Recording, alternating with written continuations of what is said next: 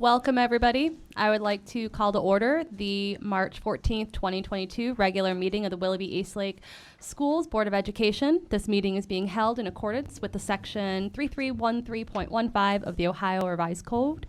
Mr. Taranello, will you please take the roll? Mr. Boxler? Present. Mr. Roskis? Here. Mrs. Menser?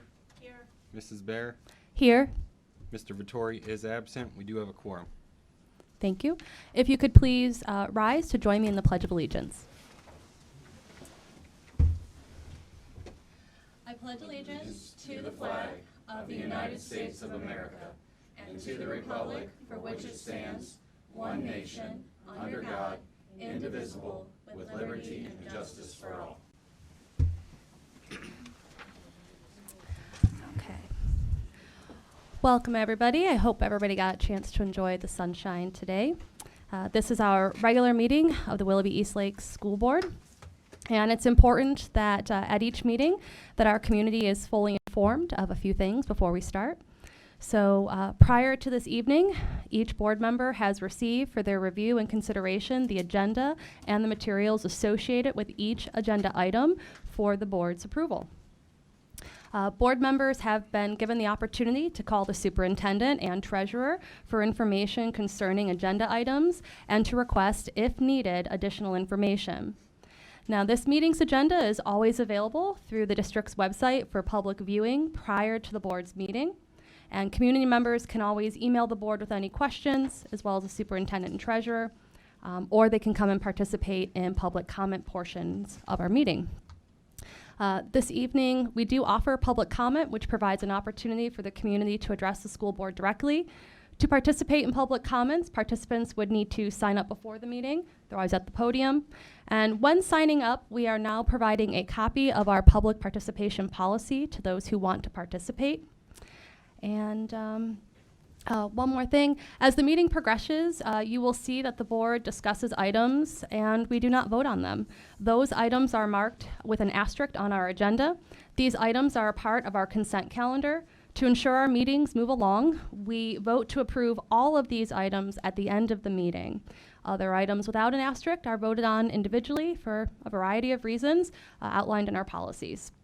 And for the very last little bit of information, the way in which we conduct our meetings is outlined in our policies, and you can find these on the Board of Education's tab on the district's website. Okay, so we're going to move on now to item 2, the approval of the agenda. Do I hear a motion to approve our agenda? Madam President. Yes, Mr. Boxler. I move to approve the agenda. Thank you. Do I hear a second? Madam President, I will second that. Thank you, Mr. Roskos. Discussion? Hearing no discussion, Mr. Taranello, please take a roll. Mr. Boxler? Yes. Mr. Roskis? Yes. Mrs. Menser? Yes. Mrs. Bear? Yes. Motion carries 4-0. Wonderful. We're going to move on to item 3, community engagement. Dr. I don't know why my brain just went blank. Dr. Thompson, if you could take us through these, please. Sure. Thank you, Madam President. Our first presentation this evening is a presentation called the Warrior Academy, which we're very excited about. It's from Willoughby Middle School, and the program began in January. It's modeled after our Success Academy, which is housed at NCI Willoughby. All district students that are not traditional learners, not all district students are traditional learners, and some students, as we all know, need some additional supports. And this evening, Christopher Plush, along with some of his staff members, which he'll introduce, will share information about the Warrior Academy and the progress that they've made thus far. And he's right next to me as you snuck up on me.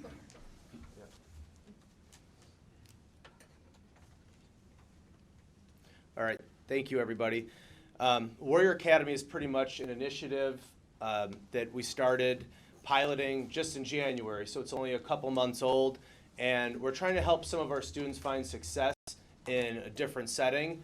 We're trying to target those students who are struggling in a traditional setting. And we pretty much are modeling our Warrior Academy off of Success Academy, which has been running in the district since 2015, which is housed out of NCI Willoughby.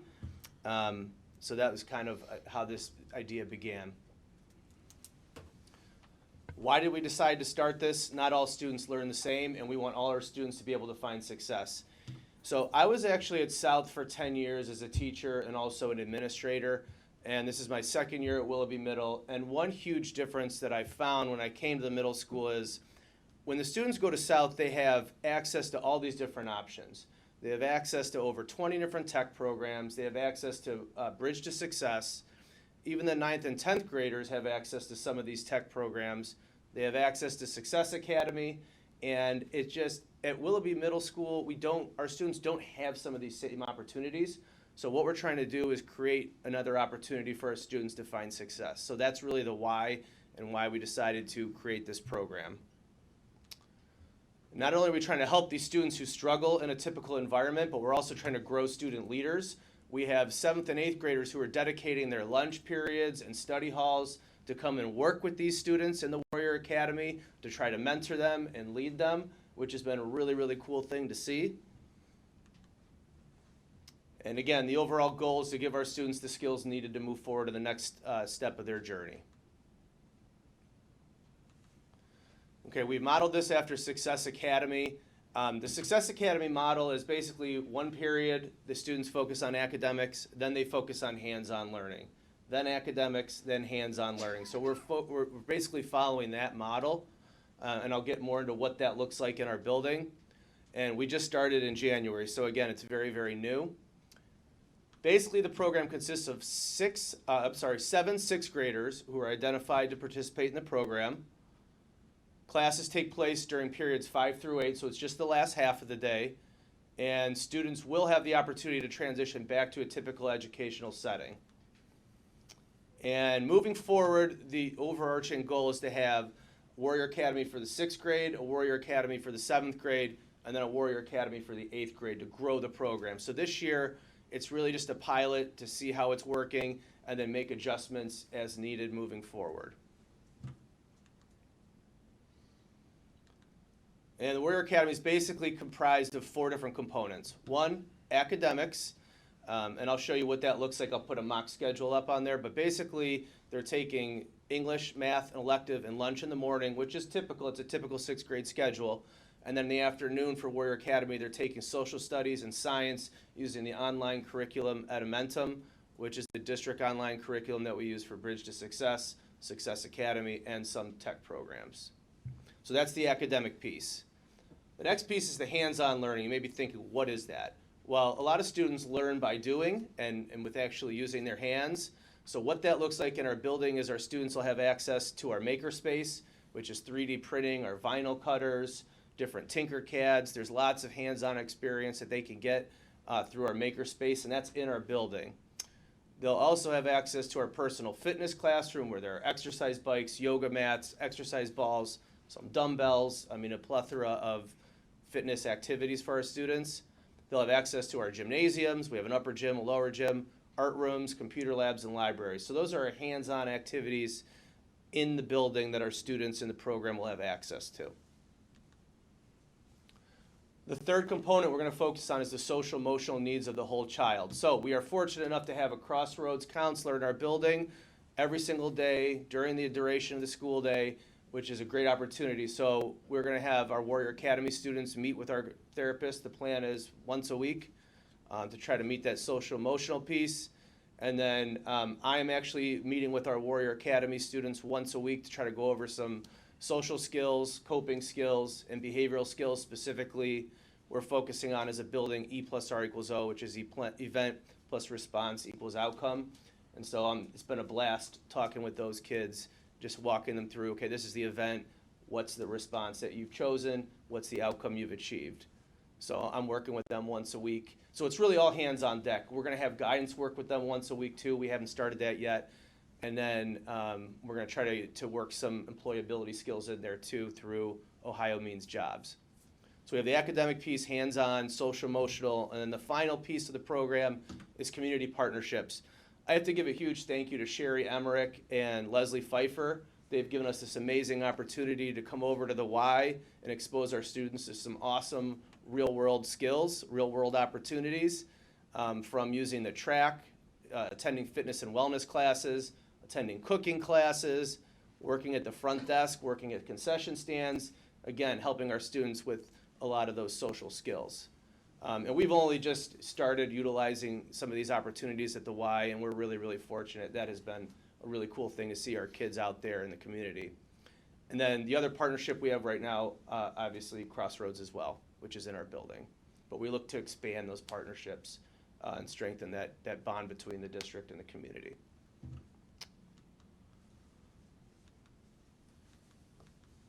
All right, this is what a schedule would look like if you were in the Warrior Academy program. First period, you attend, your math, second period English, third period gym, fourth period lunch, and that's a typical sixth grade schedule. And then you'd have Warrior Academy social studies, and then Warrior Academy hands-on. So maybe they'd go to the makerspace. Then you'd have Warrior Academy Science 6, and then Warrior Academy hands-on. Maybe they'd go to the Y. All right, so that's what the schedule really looks like for these sixth grade students in the program. Mr. Plush, can you talk to us a little bit about, just quickly, I know it's been early, only 2 months, but how have these students responded so far? They've responded well. They are doing better in a smaller class setting. I will definitely say that. They can get more individualized attention, and really focusing on those social and behavioral skills, that has been a huge plus for those students. Their grades have improved in the 2 content areas in classes in which they're taking. But just to have the different adults to be able to work with them consistently on a smaller scale, it's been great to see. And also having those student leaders work with them, they've kind of bonded with some 7th and 8th graders, which has been really, really cool to see. And I give all the credit to our 2 teachers, Sean Dodd and Kyle Menn, who have recruited these students during their study hall, during their lunch periods, to come in and work with these 6th graders. So just the fact that these kids know that there's multiple leaders in the building they can turn to, that's been a really, really big positive so far early on. Thank you. And they love going to the Y. And they love the hands-on piece as well. This just gives you an example of something that our Warrior Academy kids put together for Black History Month. I mean, they had a lot of guidance. They didn't do this all on their own by any stretch of the imagination, but this is displayed in one of our display cases, and it's just kind of a cool thing that they were proud of that they completed. All right, I've discussed most of this, so I'll kind of just touch on it, but the whole idea between partnership development is to develop those real-world skills, get them exposed to, something outside of the building, become better prepared to make contributions to the community, and the overarching goal, strengthen the community bond between Willoughby East Lake Schools, our students, and the community as a whole. The hope is to build even more partnerships. Right now, we just have the Y and Crossroads, but try to expand that even further as we grow the program.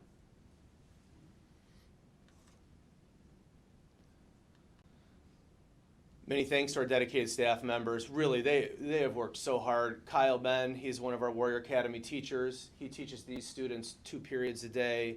Sean Dodd teaches them 2 periods a day. They've put in an extraordinary amount of work. They do a great job relating to the students, building up their social skills. Michelle Selby, one of our counselors, a ton of work behind the scenes. Sue Mazie, our other counselor, has done a ton of work behind the scenes. And I got to thank Sherry Emmerich from the Y one more time, and Leslie Pfeiffer, who's been working with our kids in the YMCA. It has been a great opportunity to get our students over there. So we're incredibly excited about it. I don't know if you could tell. It's only just began, and we're excited to continue the work we're doing. We meet as a team every 2 weeks to try to figure out what we need to do, adjustments we need to make to help our kids succeed. So. Thank you, Mr. Plush. Thank you all for the opportunity to speak. Thank you, Mr. Plush. Thank you, Mr. Plush. I did have a quick question. So what were the criterion that you considered when selecting the students to be a part of the pilot program? For this pilot program, we were looking at students who may have a difficult home life. We were looking at students who may fall through the cracks academically. We were looking at students who are struggling in the classroom, outside the classroom.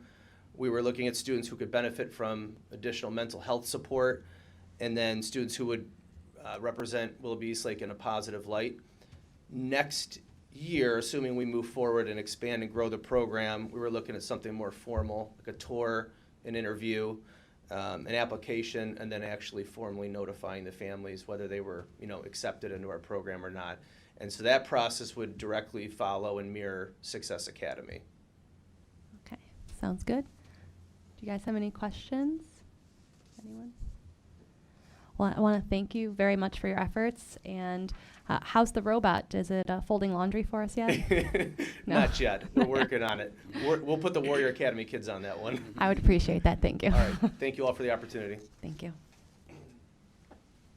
Thank you, Mr. Plush. It was he came to me with this idea and has worked, he gave a lot of credit to other people, and I know that there was a lot of other people significantly involved in this project, but it was born from his thoughts and his vision. So thank you very much, Mr. Plush.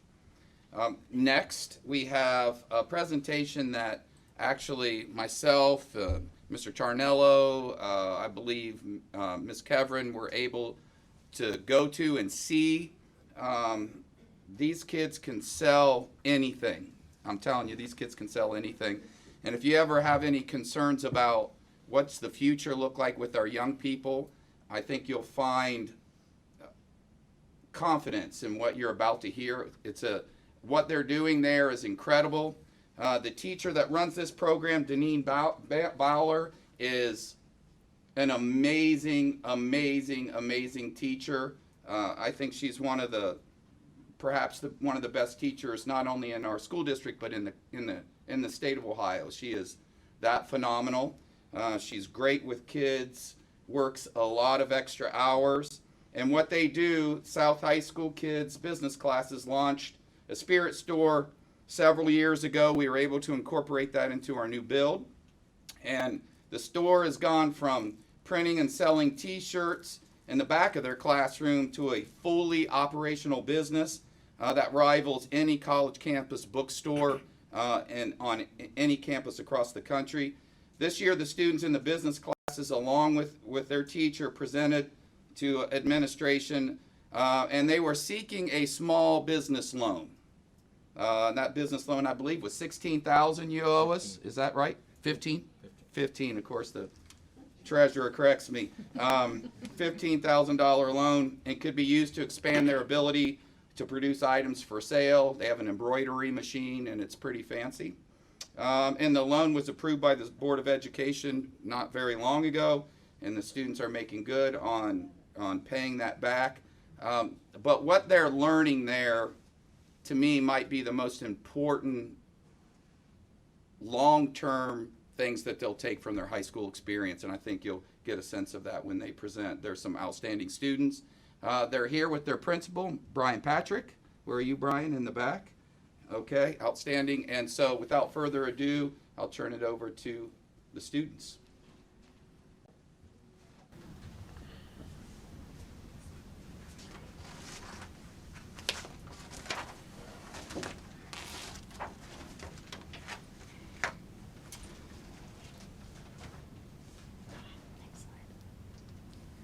Hi, we are Rebels Express, and we thank you so much for having us here. Our overall goal is to provide a college-like bookstore on our high school campus. We sell we sell school supplies for students and spirit wear for the community. We want to become the #1 destination people come to when they want to buy spirit wear, and we love to get back to our community. And Navi is going to tell you about our history and where we first started.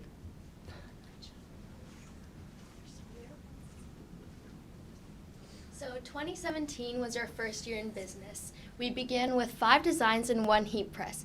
Due to the success of our first year, in our second year we began our expansion. We bought a second heat press and added to our product line. In 2019, we moved to the new South building where we got our very own first real store.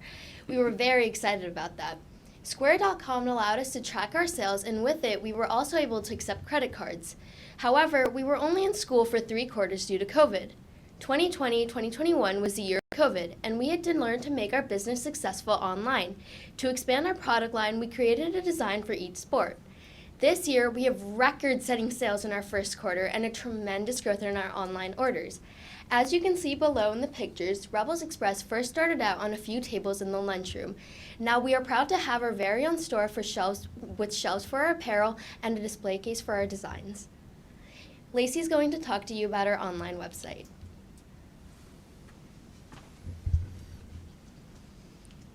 So this is our online school store, and like Anavi had previously mentioned, we opened our school store during COVID of last year.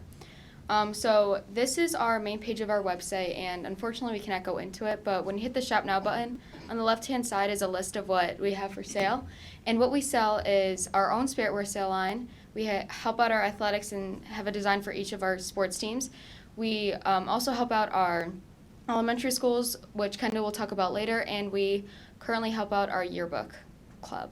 35% of our orders come from our online website, which is a fun fact. Lainey is now going to talk about our sales history.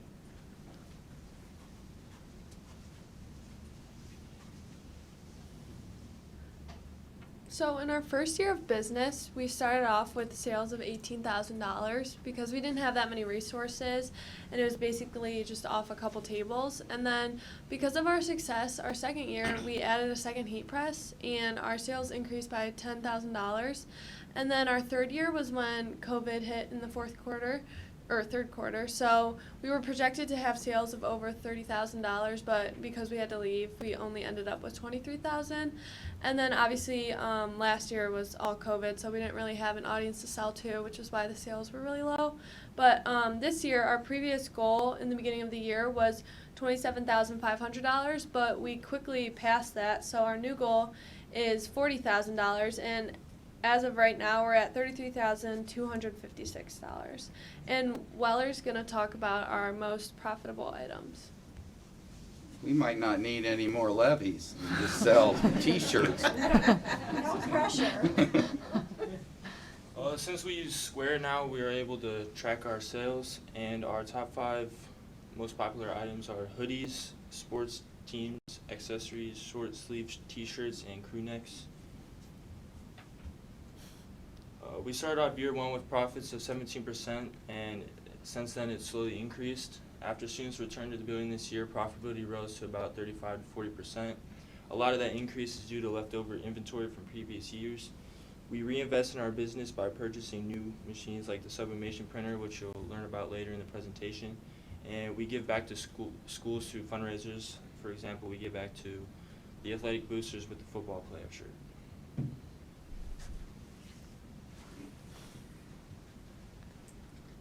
So in our next couple of slides, we're going to talk about how we do Spiritwear for everyone. Even though football is our most popular sport, we don't just focus on that. We do have one design per sport, and we've sold about 143 items for our sports teams and our marching band, and we would like to expand our product lines for each of the sports. As Maya previously mentioned, we do want to give back to our community. And we are allowed to do this by donating our profits back to the PTO for each schools. For Grant, we did give back $300. For Edison, we gave back $250. And our soy starts today. And we found a need for clothing for our feeder schools, and we are the only place to sell these, and we would like to add Willoughby Middle. Chase is going to talk about our yearbooks. So we were approached by Miss McChesney in the beginning of the year to help sell yearbooks. We want to help the Yearbook Club with sales. They didn't have much visibility before, so this gives her a bigger audience to sell to. All money that comes from the yearbook sales goes to the Yearbook Club. We created T-shirts for the yearbook staff, and with better marketing, we can increase sales for this group. Amy's now going to talk about our expansion. As my classmates have previously mentioned, we have great success right now, but we would like to expand that even further. And in order to do that, we, as other businesses would do, are going to collaborate with another business, which is our store's FAB Lab. They're going to make things for us such as 3D printed letters, class years, college letters, military, other things like that. and we are going to be selling those in our store. Their help is 100% not going to be ignored because we're going to be using our profits to help replenish the Fab Lab so that they can do what they do best. We also want to sell yard signs because we've seen other groups and activities give yard signs for their groups. So using the $1,000 grant that we have received, we are going to buy yard signs, and on the screen in the bottom left you will see this is the design that we have chosen to go with for our yard signs. The Fab Lab is going to make stickers, and we are going to be putting them on we're not going to put them on the yard signs. We're going to sell them with the yard signs so that the students can put the stickers wherever they please. We also purchased a sublimation printer for our custom water bottle line, and we're storing that in the Fab Lab. Another expansion topic that we want to touch on is science collaboration. We want to have other parts of the building participating in helping Rebels Express by the year 22 to 23. We want to collaborate with chemistry students so that we can show them that what they are learning in class is not going to go to waste. So we want to ask them to make products such as soaps and bath bombs, and touching back onto the Fab Lab, they're going to assist us more by making molds for the soaps and bath bombs, and again, we're going to be reinvesting profits back into them so that we can help grow this product line further. What is a bath bomb? You put it in the bath and it fizzes around with pretty colors. Well, I'm into that. So we would like to travel to schools like Grant, Edison, Willoughby Middle, and Soy and do pop-up shops. It would give them easy access for the students and parents to buy their school's merchandise. It would also give us easy profit that we could give back to them. It gives them opportunities to hear about what we do, so when they come here, they want to do it, and they can. And we want to implement this in the fall. So the athletic teams buy from outside vendors, which can take time, but if we provide for them, they will get what they need quicker. We want to be able to provide for our sport teams and give back to the athletic boosters for each sport. We would like to increase clothing line to include name brands such as Nike and Adidas. We surveyed the student body and found that the top 3 voted items were windbreakers, Nike items, and beanies. And our plan is to add windbreakers as an item in our store this spring.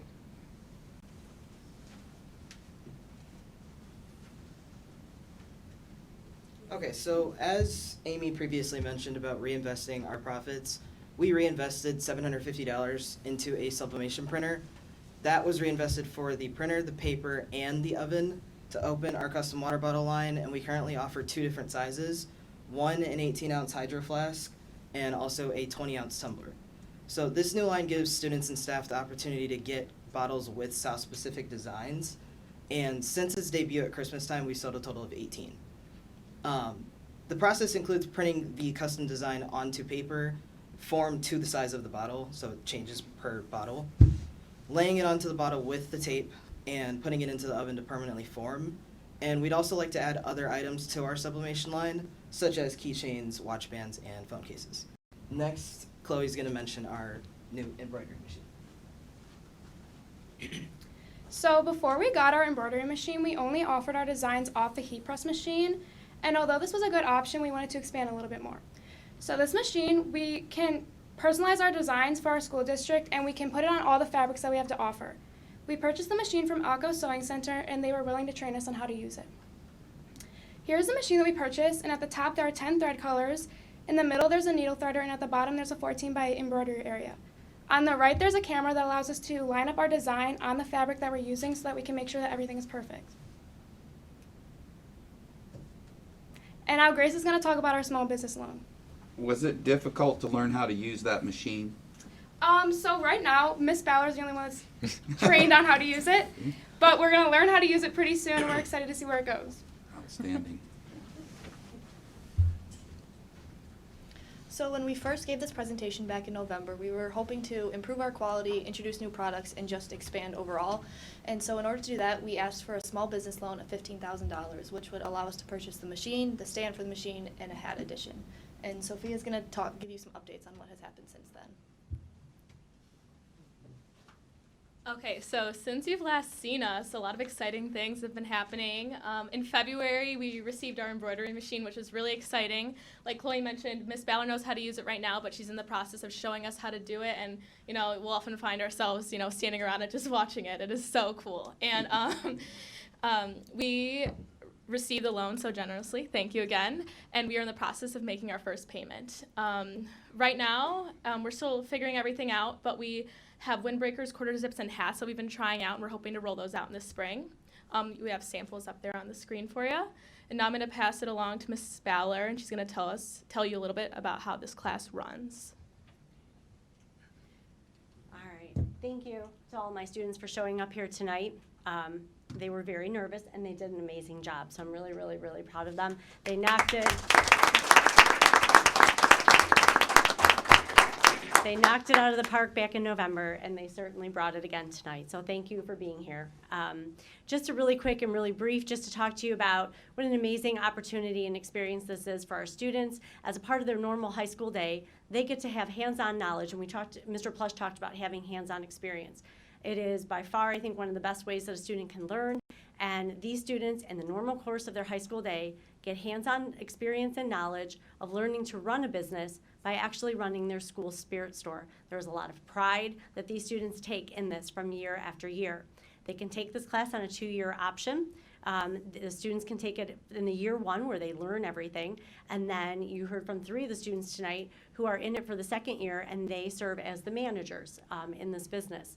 Basically what they do is they rotate through various departments where they learn the business concepts, and then they can apply them to the store. You saw our top 5 selling items. The students that were on the finance team, one of their projects was to create financial reports. And so they created a bulletin board in my room, and every week they update our sales reports, and we use those reports to drive our business like any normal business would do. Other departments they have are the store operations group, the marketing group, and we have a purchasing and design group. And the students spend about 6 or 7 weeks in those departments, and then they rotate through to the next one. They graciously give up their lunch periods and their study halls to work in that store. Many of them come to the events at night when we're open for athletic events, when we're open for open houses or conferences, and they earn hours for NHS or Key Club. I will sign volunteer hours for them. We are also pleased this year with everybody being in the school this year. We've been providing this experience and opportunity for our special needs students. They have been coming into the store during, not while we're in there working, but during their own time, and they have been in there folding clothes for us and making our shelves look presentable. They have been counting inventory. So we are also providing great skill set for some of our special needs students as well this year. Last but not least, we've heard a lot about some of the things that we want to do, and we had this list back in November, and what you see here, short of just a few students, has been my class this year. And in the 5 years I've been doing this, I've always had one class period, and due to being in person and due to the success of this year, we just finished up our scheduling this year, and I'm so excited to say that my enrollment has tripled. And so I will be teaching this 3 periods next year instead of 1. And so I look to have the store open a lot more, and just so excited for the growth. 5 years ago in January, Dr. Thompson and Mrs. Coverin came to my old classroom, and they listened to me give this idea. I said, this is what I would like to do. What do you think? And they were all for it, and they were extremely supportive. And in November, they returned. They brought Mr. Taranello because we needed some money. They really didn't know what they just knew they were coming for a presentation for expansion until we got to the small business loan slide. And then they said, oh, now we know why we're here. But I cannot thank you guys enough for your continued support. This has grown beyond my wildest dreams. I never in a million years, 5 years ago, thought that this is how it was going to grow and expand. And with more students next year, sky's the limit. So thank you. We thank you again, everybody, for all of your support. Deneen, can you talk just briefly about your interactions with North? She's been helping us because we're trying to replicate this at North. Can you talk about that just briefly? We have had, I need a couple of you, thank you. When we say we thank you, we also brought you something tonight to say thank you for all of your support. A bath bomb? No, not a bath bomb. But let me tell you, when we make the Thank first one, we'll let you know. Wow, these are nice. Wow. Yes, using our new embroidery machine. That's sharp. So Thank you so much. I had the business teacher from North visited back at the end of January and beginning of February and shadowed me for a few days. Got to see how things were running, how we did things at South, and I gave him an amazing bunch of information. We talked about a bunch of different things and how I could help them in the future, get their program up and running and up to speed. Thank you. I appreciate that. Thank you, everybody.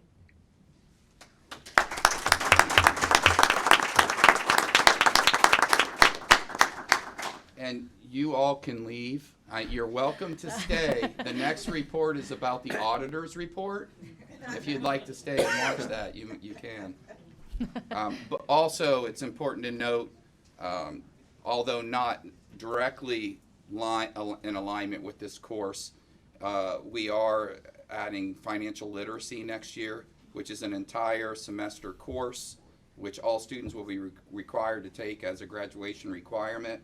And again, I think some of the skill set that you learn from a class like that, like understanding what does an interest rate mean on a car loan, simple interest rate versus compound, just basic finance that I think so many students, young people, go off and indebt themselves so quickly at 20 years old. They could be even college students getting a 27% interest rate on a credit card, and they get them so easily in college. As you know, if you've ever been on a college campus, they're just sitting there waiting to prey on young college students. So hopefully we'll better prepare them to not make some of those decisions. Not that I ever did that, but I have heard that people did do that when they were in college. So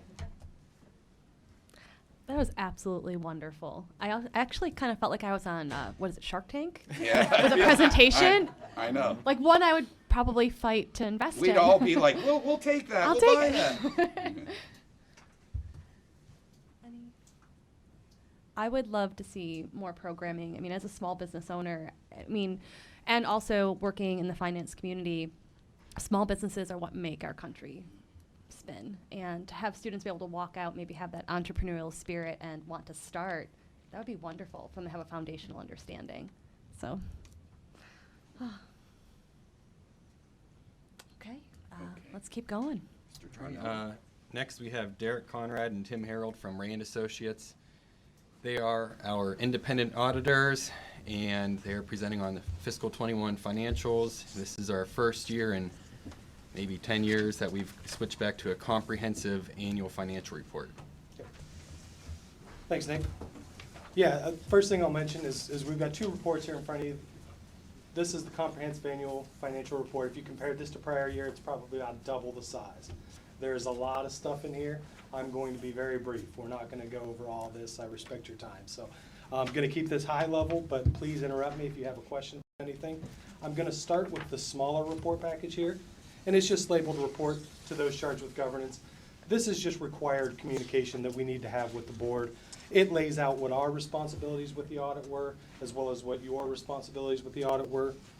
And it talks about things like new accounting principles, things like that. There was nothing significant this year to talk about, though. High level, we had no audit adjustments, which is good. We had no proposed adjustments, which is even better. That just basically means what we were given as financials. We didn't have much to change other than maybe some commas here or some grammar in the notes, but really nothing with the numbers, which is commendable for the Treasurer's Department. We encountered no disagreements with management. All the basis for their estimates was sound. We didn't encounter anything that was questionable. We had no significant difficulties in performing the audit. You know, the audit does have to reach out to different departments for various aspects of the audit. Everyone we reached out to, everything we requested, we got in a timely manner, so all of it is commendable for the school district. This other report package, I'm just going to have you flip ahead to page 9. And this kind of gives you the 10,000-foot view of the audit. And then, obviously, if you have any questions, you can ask them. we'll start at the bottom and work our way down. The type of a financial statement opinion we issued was unmodified. You'll hear this commonly referred to as clean. This is the best you can get. Any material weaknesses in internal controls, we identified none. A material weakness would be something so significant that there's likely going to be a misstatement in the financial statements if it's not corrected. We didn't identify anything like that. The next level down would be what's called a significant deficiency. That would be less severe than a material weakness, but still important enough that you would want to pay attention to it. We identified none of those as well. We had no material non-compliance. That would be with grant agreements, Ohio Revised Code, all those different aspects that we have to look at. We noted no issues there. No issues in your federal programs either, which is great, because single audit is the area you really want to be clean. This year we did have to audit 3 major programs. The Nutrition Cluster, Education Stabilization Fund, which is commonly ESSER, and if you're looking at adult ed, it'd be called HERF, and then the Coronavirus Relief Fund. So we looked at all 3 of those programs, and we have no reportable issues whatsoever, and then we had no findings of any type. So really, when I say clean audit, it's a really clean audit. And what you don't see here, that you see on probably 90% of our audits, is what's called a management letter. Those would be those less significant items that we still want to put in writing. We didn't even have any of those this year. So when I say clean audit, I really mean clean audit. Now Tim's going to go over a little bit with, the Auditor State has a new STARS reporting model that's public records oriented. He's going to go over the results of that, and then we'll be happy to take any questions you might have. All right, as Derek mentioned, the STARS reporting program that the state started, that started last year. I'm not sure what your guys' results were in the prior audit, since this is our first year, but as part of the STARS program, they list 7 best practices for public records requests, and if you hit at least 5 of those best practices, you get the maximum of a 4-star rating, and the less best practices you hit, the lower your star rating is. For this district, we saw one of the rare occurrences where you guys hit all 7 best practices that the state recommends. So you guys got the best star rating of 4 stars. The majority of the schools that we do audit, if they do get 4 stars, it's usually only like 5 best practices. They hit the minimum. A lot of schools are only hitting 3 stars because they're getting 3 or 4 best practices. A lot of what those best practices include is the board's website, making sure they have everything available to you, including these meetings, these agendas, and everything like that. So for a district this size, that is a phenomenal feat. There's so many different schools, so many different levels, that there's a lot of things that could fall through the cracks. So them being able to meet all these standards is very impressive. But with that, any questions we can address for any of you guys? I did have a question. I always do. So you had mentioned that very few schools meet those 7 best practices. Out of all 700 some odd districts, or 600, 700 districts, how many are in alignment with us? Like, what's the pool? How many other, do you know? Is it like 50? Is it 100? Is it? I don't know the answer to that off the top of my head, but the Auditor State's Office does put this on the website, and they do publicize how many get each criteria. I would say, I don't know exact numbers, but I'd say you're in pretty rarefied air to have that many best practices. Our typical audits, we're seeing a lot of 3 and 4 stars. So not stars, but 3 or 4 best practices. So to have all of them, this is the first one I've ever seen, actually. So, you know, I can speak for our firm. I can't speak for the entire state, but it's the first one I've seen. So it's good. I mean, I'll put it that way. And that directly stems from the operations within the treasurer and the superintendent's offices? And yes, it starts with your policies and your public records policies and record retention and all those policies, but then it's the administration of those policies as well. One of the big things is timeliness of public record responses, and then the quality of the response, that you didn't shortcut anything, that, you know, as long as you were able and legally should provide it, you did provide it. And we found no issues in any of those areas. So, good. As good as you can get. Okay. And I just would finish up saying one thing about this. It's important. It costs a lot of money for the district to put this together. So if you're going to focus on anything, I would read the management discussion and analysis. It's towards the front. That's going to give you a high-level view of how the district's finances worked during fiscal year 21. One of the reasons I don't get into the nitty-gritty of the finances is because we're already 7 months removed, 8 months removed. So you're getting more timely information at this point. Plus, this includes what's called net pension liability, net OPEB liability. I always want to emphasize those. I think it's like $129 million for the district. It's not your liability.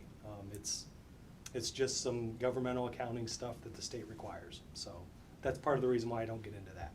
So be happy to answer any questions you might have, though. I think Mr. Taranello keeps us very up to date, and we ask him questions often, so we might already have those satisfied. So thank you so much. All right, we really appreciate the opportunity to present, so thank you. Thank you for coming. Thank you.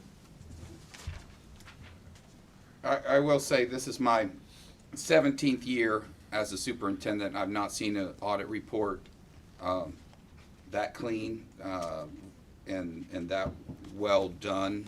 And that's a credit to Nick and your department.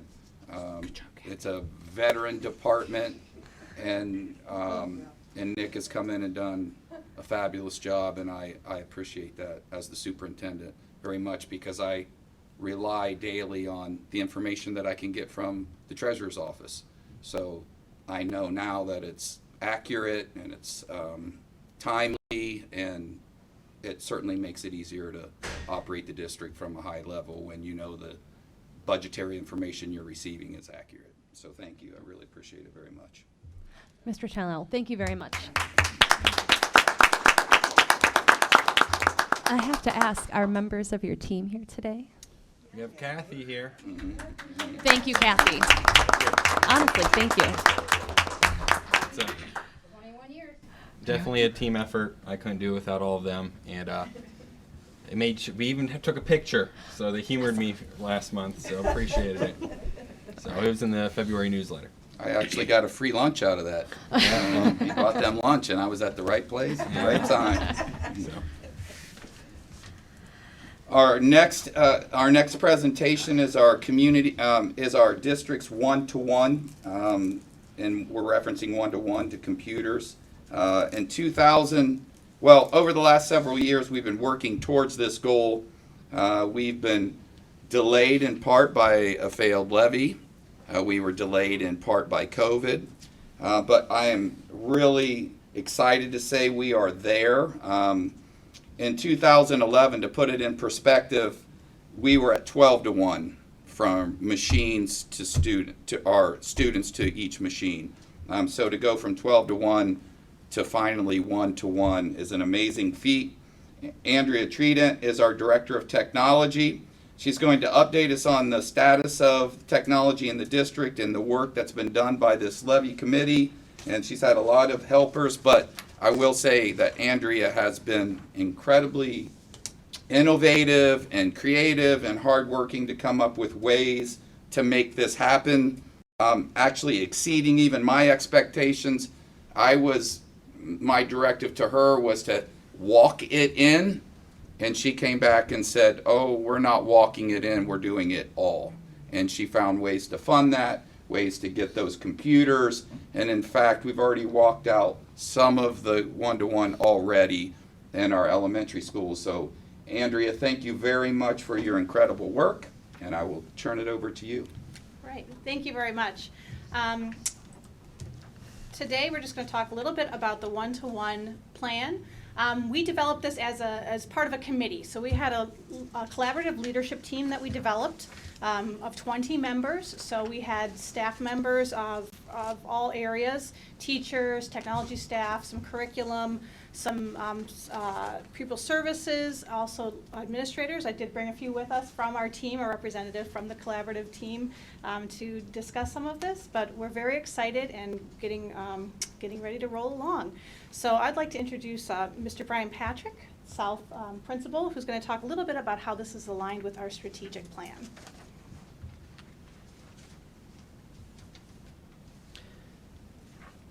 Thank you, Andrea.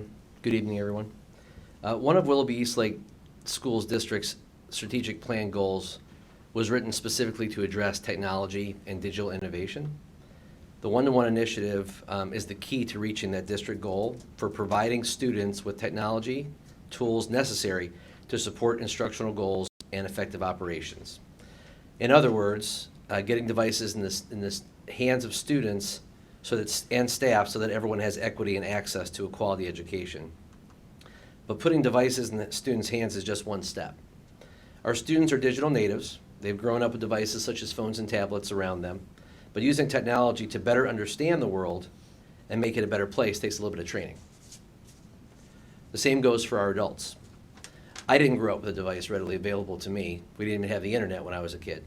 I actually had to go to the library to look up something if I wanted to know about it. The same what's that? I said, you're old. Yeah, thank you. I don't know if I'm as old as you. Oh! Note to self, call him in the morning. Sorry, Brian. No, you're good. And the same training that we're going to have to train with our students to make sure that they're using this tool of technology for good use instead of just a toy needs to be given to our staff as well. We need professional development at the adult level. Just putting devices in people's hands doesn't make things better. So we're going to be professionally developing our staff as well as working with our students at all levels to make sure that we're using these things to help students get a better education, not just have a device in every hand. Our technology department and our one-to-one committee is also looking at updating our district digital programming to make sure that our staff has the latest software and best practices available to them. So we're doing an audit of those materials, and principals are gathering with teacher help different kinds of logins and different kinds of software that we're using at the student level to make sure that it's not outdated. Is there a better practice? And are other schools using it? And we're going to share that information so we make sure that each school has the best software presentable. And now Mrs. George, principal of Thomas Jefferson, is going to speak to the question of why when it comes to one-to-one.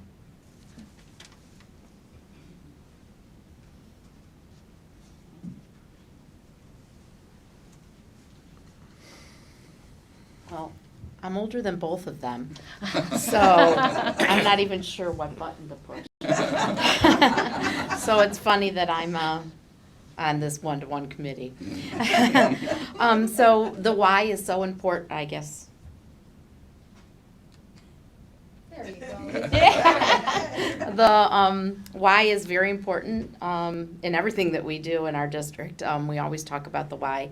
And as you can see here, there are some different reasons why we are doing this. Part of our mission statement with our strategic plan is to provide the students with 21st century skills and career readiness. It's collaborative. Kids can work on the computers within their grade level, within their buildings, and then among other buildings too. Learning can happen anywhere. We have had children learning because they're absent extended period of time. Maybe it's a medical reason. Virtual, we all know virtual happened. So, it can happen anywhere.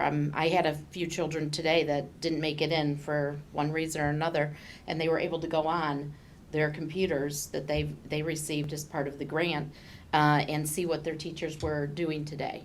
It's an opportunity for all students to receive their learning, and even if they can't be in school. Equitably provides learning tools across the district. All students are given those tools, so everyone has access. Increased opportunity for interactive and engaging learning activities.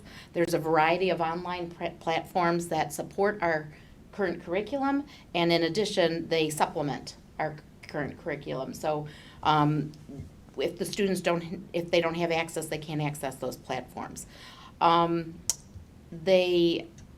Greater opportunities for differentiation and personalized learning. I know within my building, teachers are assigning just things that that child needs. So it might not be something that everyone needs, but they can assign an assignment because they have a deficit or they need more practice in something, but not everybody does. So it's very easy to differentiate when everyone has a device. Efficient means of collecting high quality data to drive instruction. We have something called Illuminate, and it's a data warehouse where the students are using these Chromebooks and devices to take their assessments, and then the data is stored inside the assessment, inside the database, so that we can look at data and see how the data grows. And finally, curriculum integration. The plan is that all students within grades 3 to 12, will have a Chromebook to bring back and forth from school to home. So we decided on grade 3 because it's such a critical year when the students are really using the Chromebooks a lot in the classroom. It's the first year of the Ohio State test, and that's when they really need to have access. So grades 3 through 12 will have the Chromebook to bring back and forth from school. And then grades K through 2 will have carts. And the goal is to have a cart in every classroom with enough Chromebooks for each student. So that is the plan right now. And the next is the timeline. Is that you? Sorry, Andrea. And I'll also mention, when we have a short break here, my directive to Andrea was to come up with a plan in 5 through 12.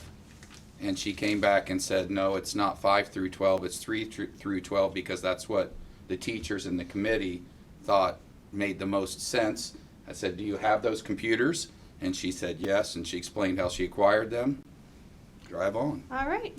Okay, so our timeline, we've talked a little bit in previous meetings about the Emergency Connectivity Fund. This was a federal fund that we were able to take advantage of to purchase devices for our students. So we were able to purchase 2,837 Chromebooks this past year. That was reimbursed at 100%. So that's really been the impetus that has allowed us to say, yes, we can do one-to-one, and we can do one-to-one now. So since we've gotten these machines, we got them over Christmas break, and the department worked very hard to turn these around. And we can say right now we have 1,700 of the devices that are in student hands right now. The remainder are at the buildings waiting for the students to pick them up. So as of right now, we've got about 23% of our student body who has one of these Chromebooks that they're currently bringing back and forth from home to school that they're able to use every day. So now that we're ready to go, our goal is to pilot and really start this process now. We've got spring break coming up, so we have the ability to front load and get grades 3 through 5 rolled out in April. So we're going to be, without disrupting the rest of the carts for the other grades, for the other buildings, we're going to, over spring break, get ready to distribute Chromebooks for grades 3 through 5. 3 through 5 made the most sense because over half of the students in those grades requested a device anyways. So we only have about 600 devices that we need to turn around and get ready for distribution. This will allow the staff and the students and the parents to get used to what this is going to look like next year. So this gives them the opportunity to practice, to have an idea of, okay, what is this going to look like in the future? It gives the teachers an opportunity to really understand what these new tools, opportunities that they're going to have with these new tools, and gives them the time over the summer to properly prepare. So over the summer, we were going to prepare, organize, and deliver the remaining grades 3 and then 7 through 12. And then we'll also redistribute the remaining part of our fleets into the carts for K through 2. And then once we come back in August, every student will be assigned a Chromebook. And we have enough devices for 22-23 school year, so we do not need to make a large lump sum purchase. We were slated to purchase about $100,000 worth of machines this year. We do not need to do that this year because we have them. And then beginning in the next school year, 2023-2024, we are going to be purchasing for 2 grades each year. So that's going to give us a refresh cycle of either 4 or 5 years. And then the students will turn in their devices at the end of 8th grade and 12th grade, or if they move out of the district, and then we will redistribute those to the carts in the K through 2, and then also to 3rd grade. They'll use well-maintained devices, previously collected. Chromebooks now, their licenses are good for up to 8 years, but practicality ruggedness of the machines, looking to see what other districts are doing with the one-to-one, with their one-to-one programs. It's really somewhere between 3 and 5, 6 years. So we're going to start with a 5-year and a 4-year cycle, and then we'll still be able to use those devices to supplement our cards, to make sure that we still have good devices in those grades. All right, I just did want to highlight that we did receive $944,000 from that federal grant that allowed us to go to one-to-one without any additional investment for devices. We will have some additional costs. We're having protective cases put on all the machines that are going home. So 3rd through 12th grade, they will have a protective case. And then we do anticipate increased repair and maintenance costs. And then also any professional development that we're able to provide will be an additional cost. And then we do have some offsets. We won't necessarily need as many PC labs. Some of the buildings are wanting to reclaim some of that space that they would have previously used for computer labs. They may not need as many labs in each of the buildings. Also saving some software licenses. And then we're looking at a fee. Most of the districts in the area do charge some type of technology fee.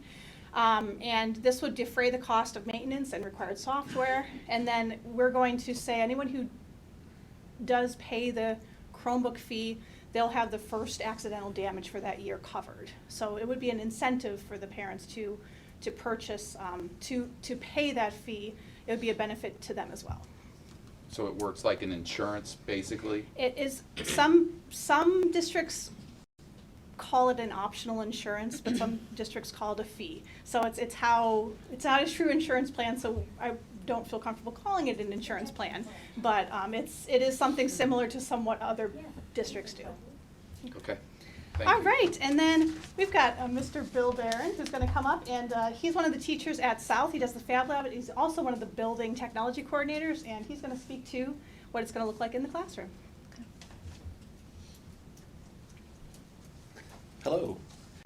A couple of the benefits for teachers with the one-to-one plan. As it was discussed earlier, the differentiation for teachers to have the ability to push out different lessons to different students based on their needs. And even playing field across the technology, because right now we don't know what students have at home, what they have access to. With a one-to-one device, we know what they're going to have. We'll also have the ability to monitor students' screens. So if we have a classroom full of Chromebooks, we'll have the ability to see their screens, to see what they're doing, to try to keep them on task.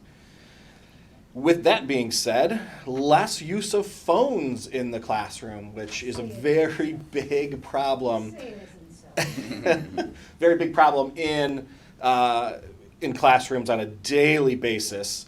So that'll cut that down. Another option, or another thing that will benefit the classroom, will be the ability to turn assignments in. Right now we turn everything in through Schoology, and if students don't have that access to technology at home or readily available to them, they have to do it on their phone.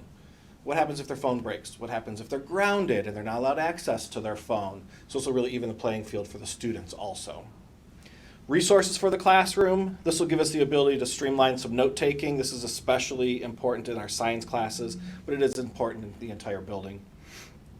Whiteboarding, instead of just having one whiteboard in the front of the room, there are many apps that can be used through those Chromebooks to give the ability for whiteboarding for the students to be there writing on it, doing some group work with it in that manner. The brainstorming, that is something huge going on right now where the students will have the ability to just brainstorm using those whiteboards. As Andrea had just said, the less software installed on computers, less computer cart issues, people signing them up, plugging them in, not plugging them in, which can be a big issue in the building. This will also give the ability for self-paced learning for individuals. If those students are the ones who missed a number of days, they would now have the ability with that technology to access all of those previous lessons. Access to the full Google Suite. As I said before, many students are actually accessing it on their phones and they don't have the access to everything on their phones, so this will give them the access to everything. And also with the addition of Chromebooks, supporting the different modalities of learning, we could have students watching something, reading something, doing something, and really improve that learning process. Resources for the makerspace, as Mr. Plush had actually mentioned with the Warrior Academy, giving those students that ability to be in the makerspace.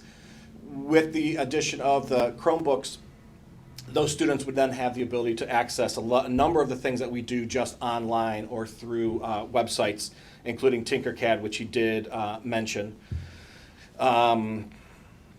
We could also access online learning challenges like the Rube Goldberg and Dyson. They have a number of challenges that they put out there, and the students really do enjoy those, and that they could have access to them right there in front of them. And then the last thing is with problem-based learning and hands-on, as that hands-on has really been discussed a lot today, hands-on and problem-based learning that these students will be going through could really be beneficial to them for the future.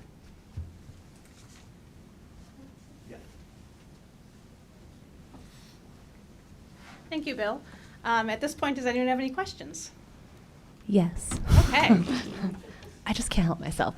So we're a seasoned Chromebook family. My son has been at Soy since 3rd grade, and he's going to high school next year. So we've spent a lot of years working with the Google Suite. One of the most common things you'll see on a job posting is the ability to be proficient in Microsoft Office. And we know that the Google Suite does not necessarily transfer laterally to the Microsoft Suite of products. So I know we're going one-to-one. It's wonderful. I love everything about it. Is there any plan to identify how to introduce Macs and or Microsoft software to maybe older students? I would have to look to seeing what the curriculum is at the high school level, but we do still have the PC labs at the high school, and I would I wouldn't want to say I'd assume, but I have to think that. Go ahead. All right. Back up. Didn't mean to put you on the spot. It was just one of those. As part of the Computer Science 1 and Computer Science 2 courses, we do a lot of integration between what Google Suite can do and what Microsoft Office can do. So there's a lot of uploading, a lot of downloading, how Docs works with Word, and all of those different things. So we do address that as often as we can. Okay. Yeah. And a lot of teachers will also request things to be turned in through Microsoft Word and submitted through online, through the docs, so they're doing both of those things. Gotta love the file type. Yes, so that way they can do a lot of the checking for plagiarism. Okay. Or plagiarism. Are we running anything through plagiarism software like they do in a university setting? Yes, there is an originality report through Schoology that if the teachers assign as a Google assignment, they have the ability to check with the originality report. And it doesn't just do the internet, it'll do across the whole student database. So if something got taken from another year by another student, it'll flag that also. And there's also other apps through Google Suite that will give you the ability to do that. Thank you. That was just one of those things I thought about because I put my son, I'm like, hey, can you do that in the Excel workbook? He goes, what's Excel? I'm like, oh no. But he's only an 8th grader, so he's not yet taking computer science. Any other questions? I know a lot of us have Chromebooks at home or use them when we're on the board. Thank you so very much for all of you. Thank you.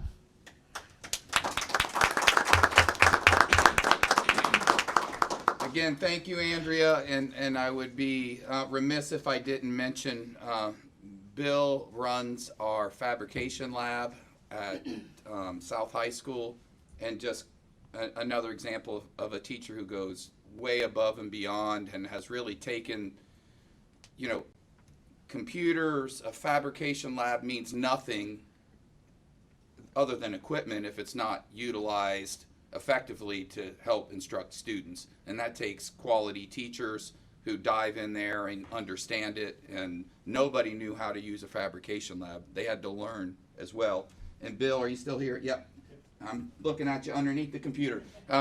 Appreciate all the work that you've done, Bill.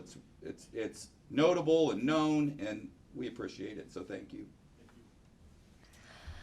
Well, thank you so much for the wonderful presentations this evening, for everybody who spent the time preparing them and coming tonight to present them. Unfortunately, we have to get, or fortunately, to the remaining business on our agenda. So are we ready to move on, Dr. Thompson? Okay. So we're going to go to item 3E, Board President Q&A. And in this portion, at each meeting, we always like to address the public comment made by any community members in the prior board meeting.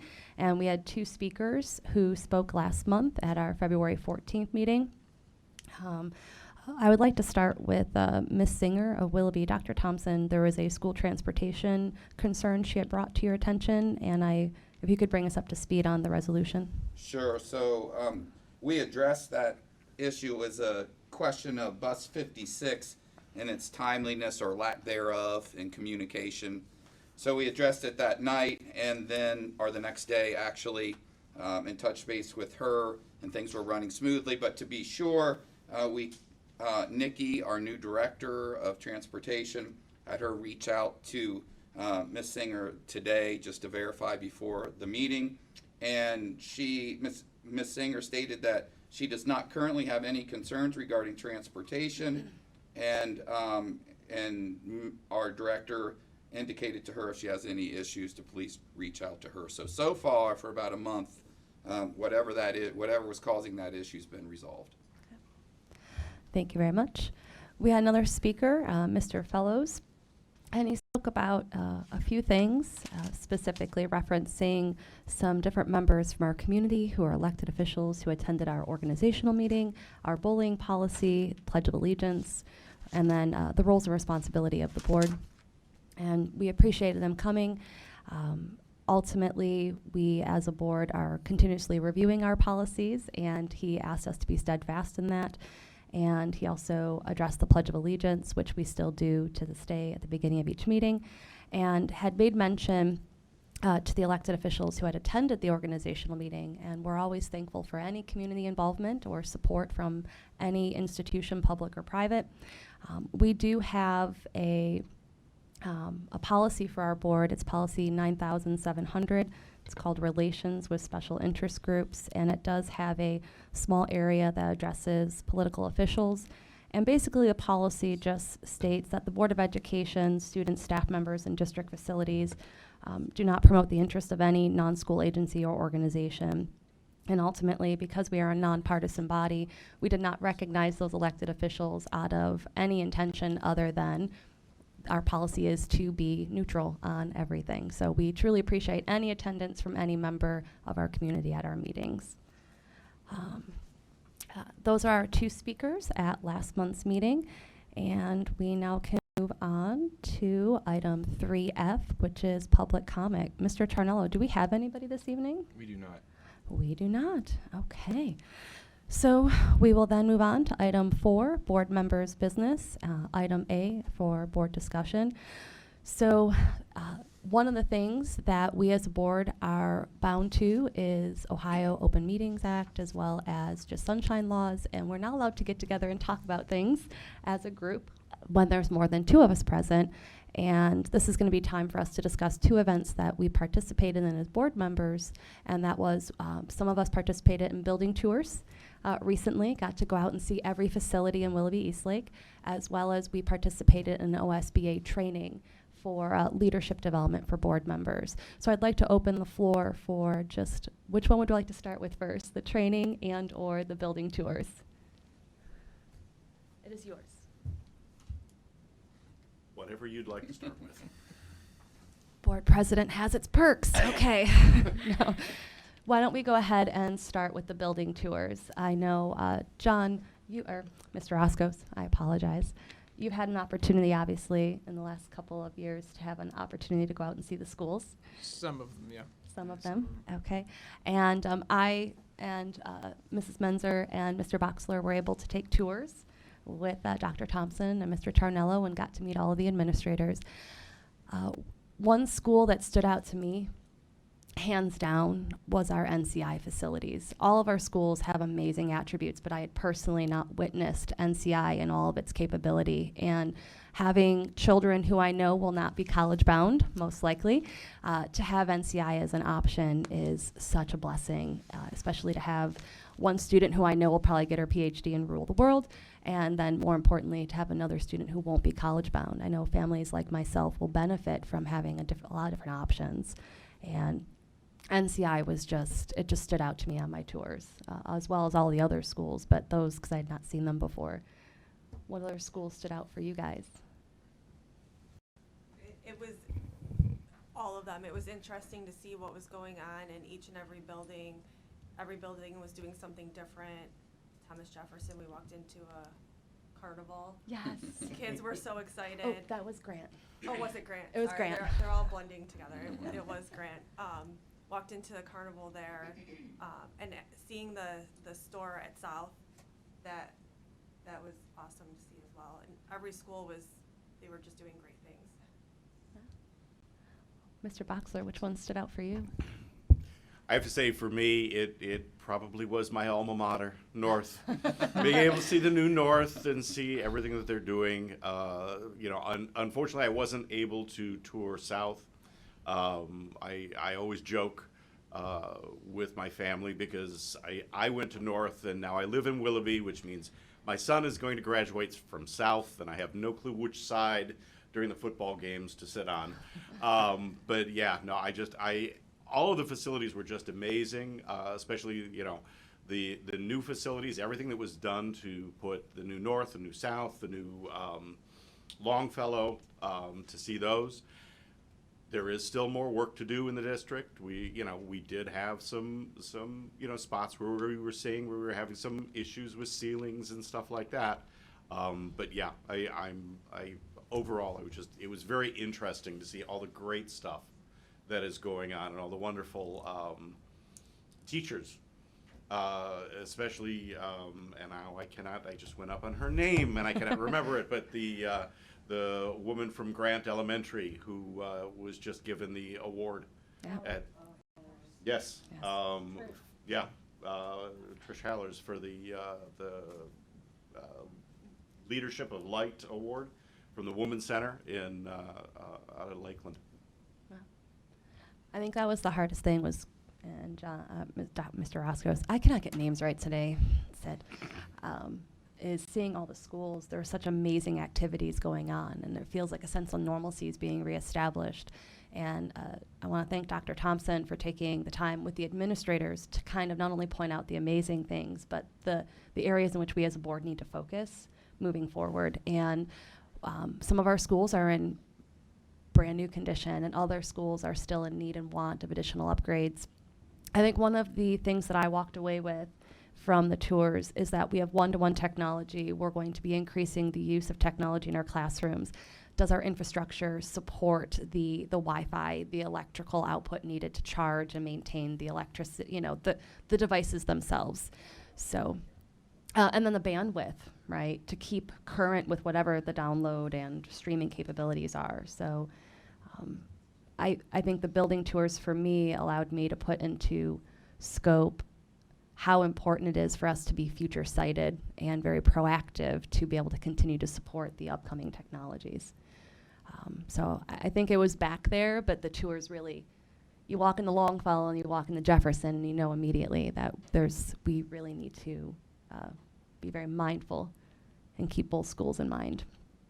So, did you have any questions, Mr. Roscos, about the building tours, or? More so, maybe if you could elaborate on some of the condition issues that you maybe encountered that you wanted to look at addressing. Yeah, I'll defer Well, to.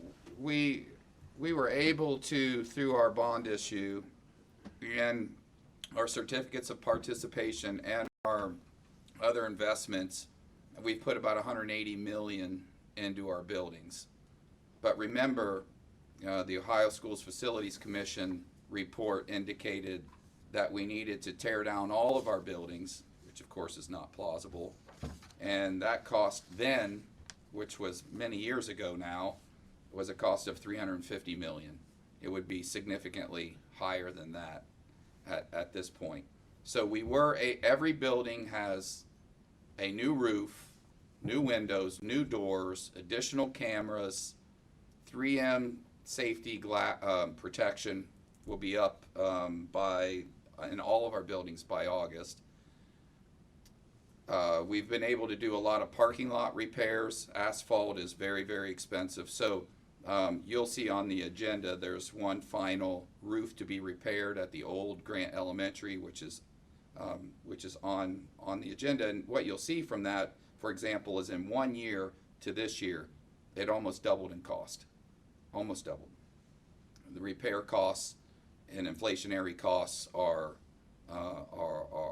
sky high at this point, and that's not new news, but it is impacting our ability to operate our schools, from bus operations, et cetera, et cetera.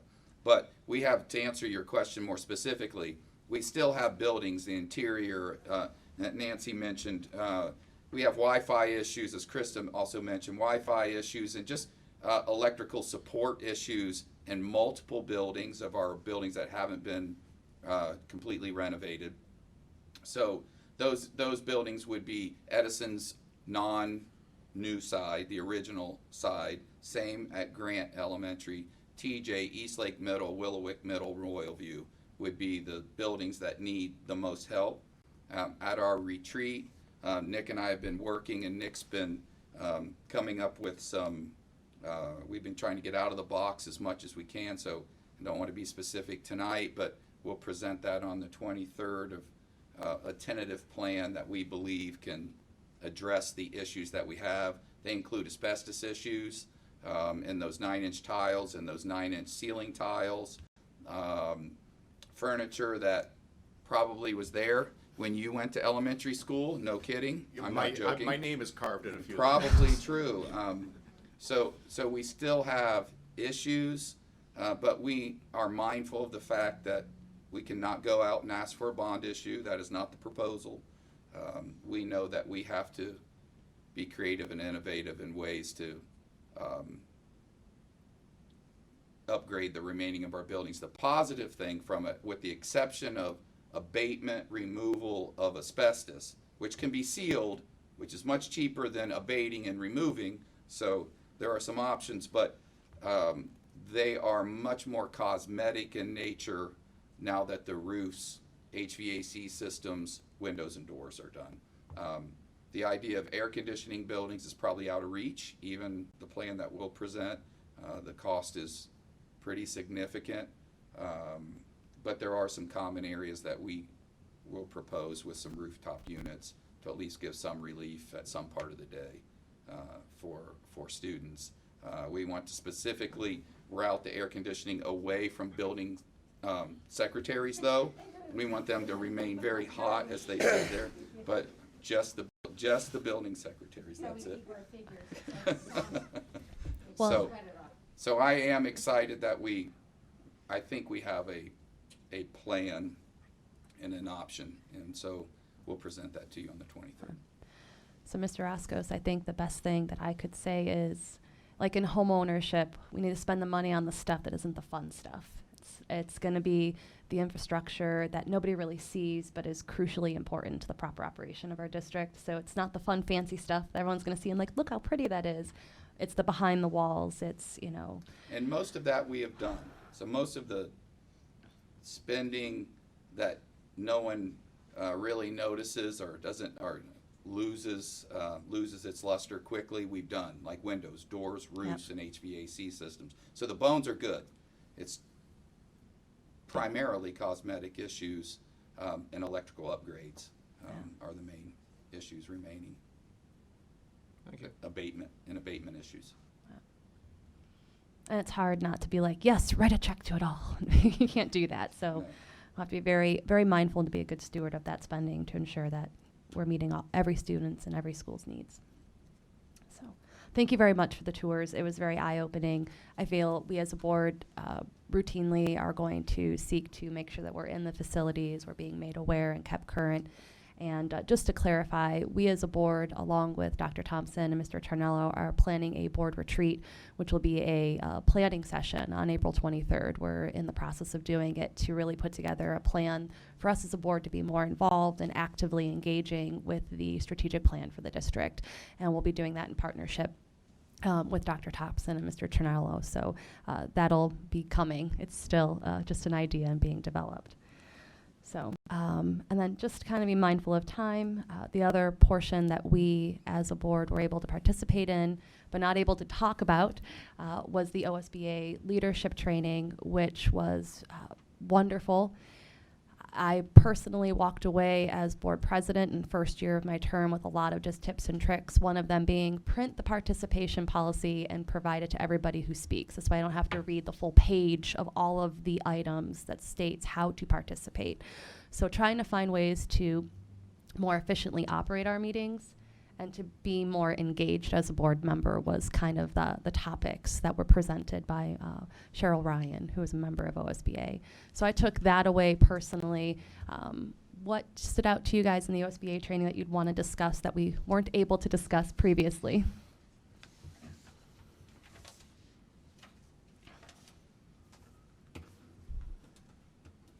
Whatever you do, don't fight over the mic. Yeah. There was a lot of good information. That's, you know, unfortunately I didn't bring my notes with me, but yeah, there was a lot of information that was provided on how we can best work as a board.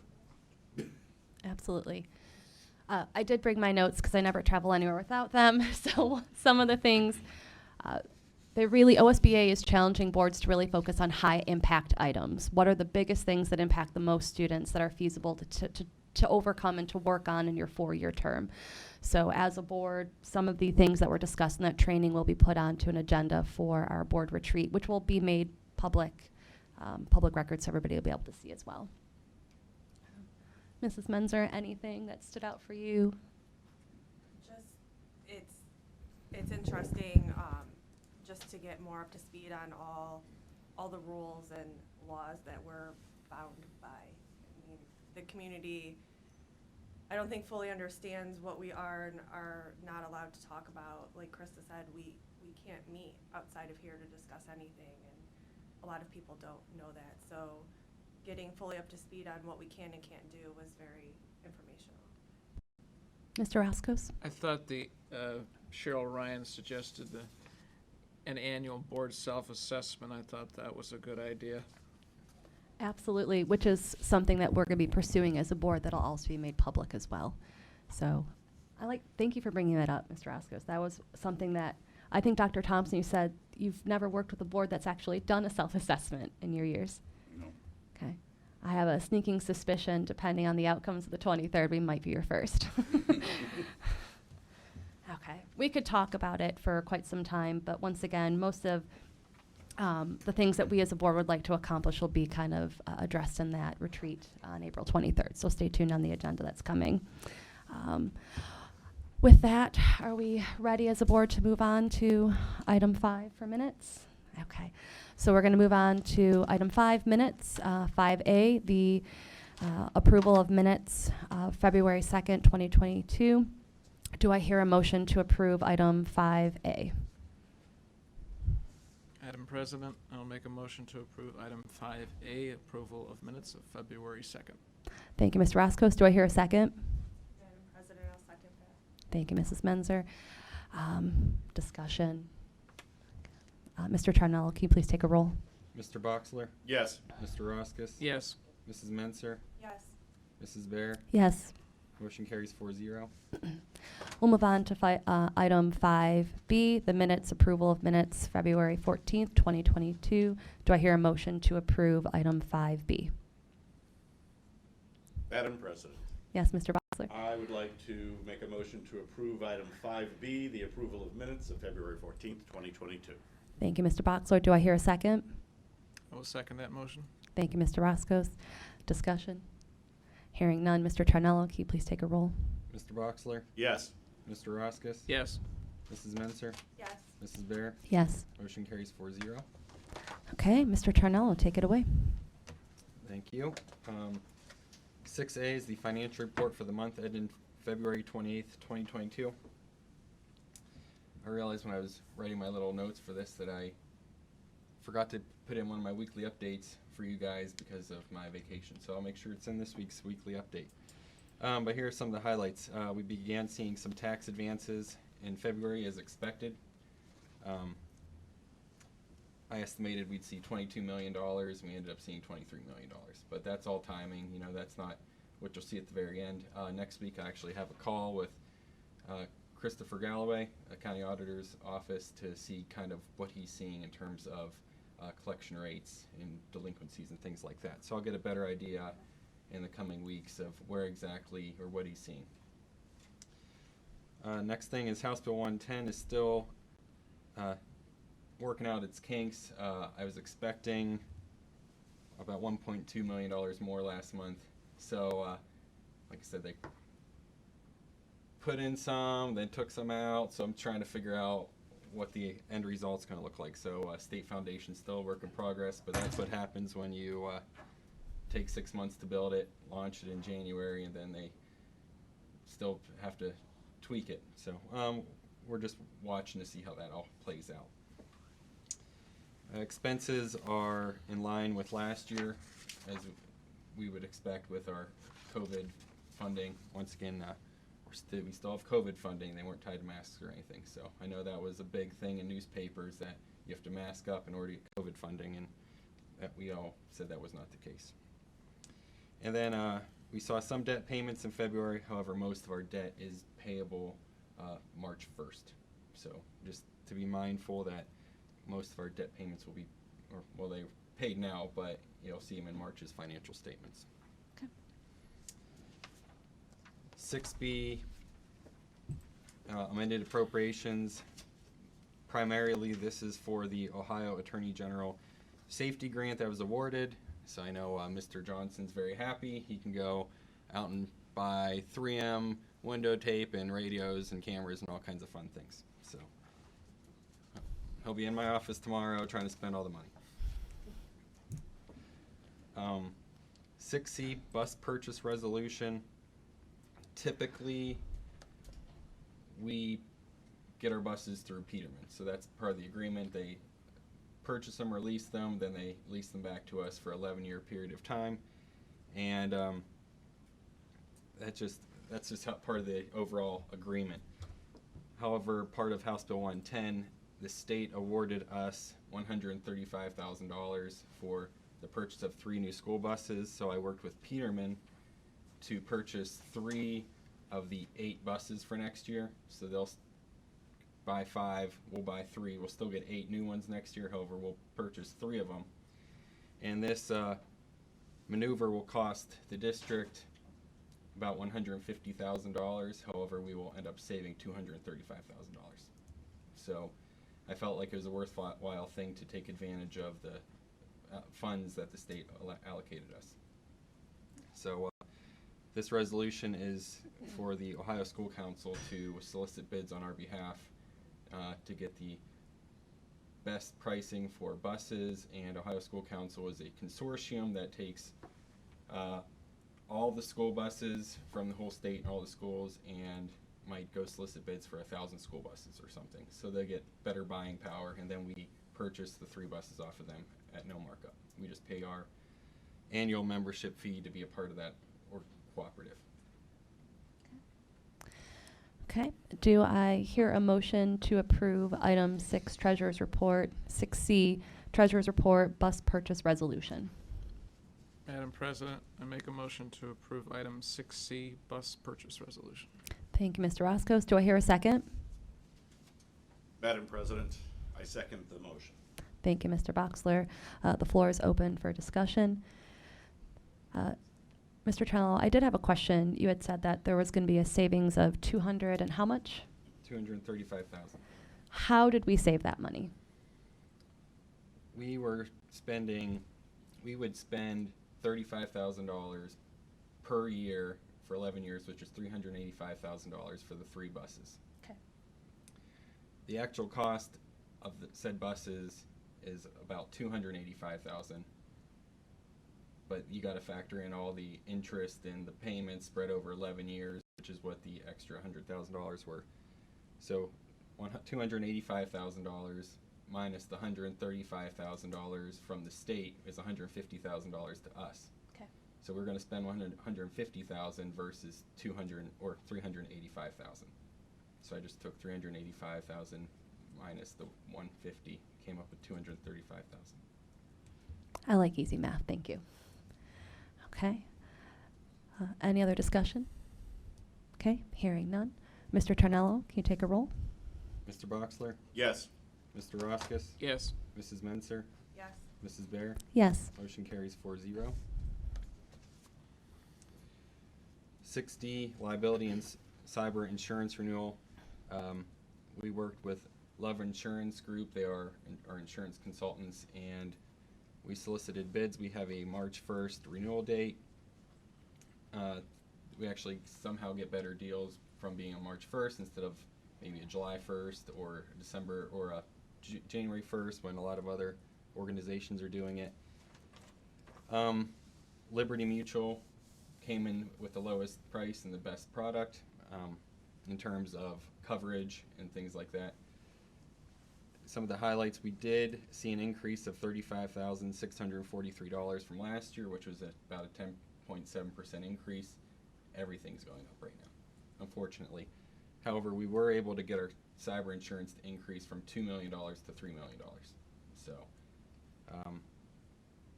ransomware, and the more we keep doing one-to-one and everything like that, it's probably a pretty good idea to have more cyber insurance than less cyber insurance. But yeah, unfortunately, everything's going up, but at least we know that we are pretty well covered in terms of insurances. Cyber threat security experts say it's a matter of not if, but when. 6E, grant application acceptance. I'll highlight a couple of these. The $2,000 SST4 mini grant, that's for books and storage for each second grade classroom at Longfellow. The $5,000 SST4 mini grant is for expanding PBIS, and the Battelle grant is to expand and improve the makerspace at Royal View. And the first one was just for supplies at one of the libraries. 6F, this is to establish a new account for all of those grants that were just highlighted. 6G, purchase orders and blanket certificates.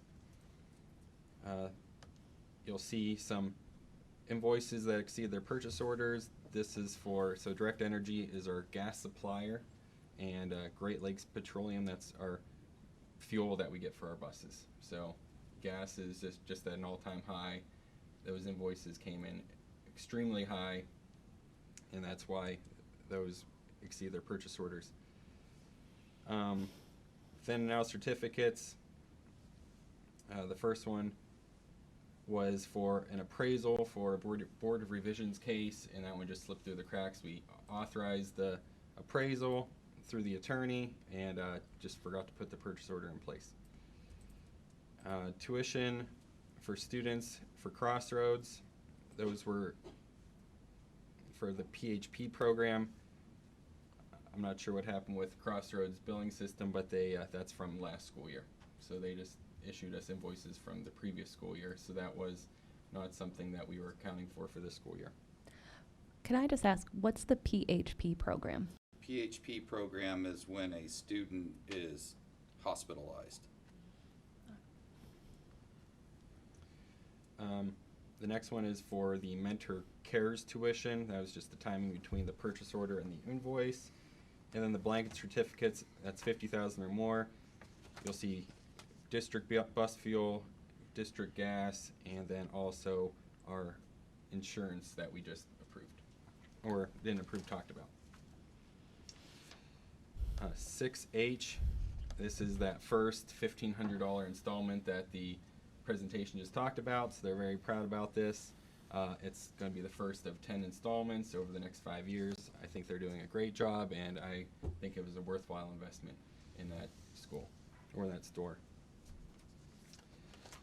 6I, student activity accounts. Many of these are just tied to those grants because you have to establish the account and the budget in order to start spending these grant funds. And those are all of my items. Thank you, Mr. Taranello. Dr. Thompson? And thank you, Madam President. First item for your consideration, item A, is a Meta Solutions resolution, and this is not Facebook. So no one get confused. Facebook is changing to Meta. This is not that. Meta Solutions is a company that provides support for school districts with their EMA services. In 1989, the Ohio Department of Education established the Education Management Information System, or EMIS, to serve statewide collection of data for Ohio's schools. We began using Meta Solutions for support and training 2 years ago, and to date our team has reported that they're happy with the change because they're more robust in their support than the previous provider, and the live support is extremely helpful when they're in need of assistance. So, not to be confused with the metaverse. With the metaverse, right. Okay, so do I hear a motion to approve item 7A, Superintendent Resolution Meta Solutions Agreement? Madam President, I move that we approve item 7A, Meta Solutions Agreement. Thank you, Mr. Boxler. Do I hear a second? Madam President, I will second that motion. Thank you, Mr. Roscoe. The floor is open for discussion. Hearing no discussion, Mr. Taranello, can you go ahead and take a roll, please? Mr. Boxler? Yes. Mr. Roskus? Yes. Mrs. Menser? Yes. Mrs. Bear? Yes. Motion carries 4-0. For your consideration, item B is a Gully Brook lease agreement. And if you're not familiar with where Gully Brook is, it's right across the street from the old board office. And if you can picture that slopes down incredibly steeply. It's not buildable land. And for, I believe, at least 30 years, we have had an agreement with the city to lease that to the metro parks. Recently, within the last 5 years, they've developed that property and put in walking paths. It's very popular in the community. The agreement is ending, so we will help stave off the additional cost of gasoline by leasing this out for $1. So at least at $4 for 1 gallon anyway, right? So it's a $1 lease back to the city for land that is not worth a lot to us as a school district, but meaningful to the community. Okay. Do I hear a motion to approve item 7, Superintendent Resolution B, Gully Brook Lease Agreement? Madam President, I make a motion to approve item 7B, Gully Brook Lease Agreement. Thank you, Mr. Roscoe. Do I hear a second? Madam President, I'll second that. Thank you, Mrs. Menzer. The floor is open for discussion. Did we try to negotiate $2? I'll go back, but they're No. hard to bargain with. I don't think so. I think they said $1 and you could walk the trail anytime you want. Yeah. Well, with that, any other discussion?